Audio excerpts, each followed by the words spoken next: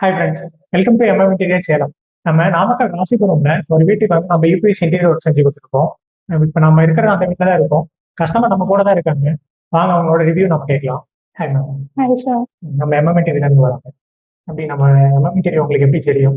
So நாங்கள் வந்து இது வந்து இன்ஜினியர்ஸ் வச்சு தான் பில்ட் பண்ணோம். ஸோ அவங்க தான் எங்களுக்கு வந்து எம்எல் மெட்டீரியல்ஸ் பற்றி சொன்னாங்க. ஸோ நாங்கள் வந்து ஃபர்ஸ்ட் வுட்டுக்கு போகலான்னு இருந்தோம். அவங்க தான் யூபிவிசி நல்லா இருக்கும், இதை வச்சு ட்ரை பண்ணணும்னு சொன்னாங்க. ஸோ அதை வச்சு நாங்கள் ட்ரை பண்ணோம். ஆல்ரெடி நீங்கள் வுட்ல தான் பிளான் பண்ணணும்னு சொல்கிறீங்க.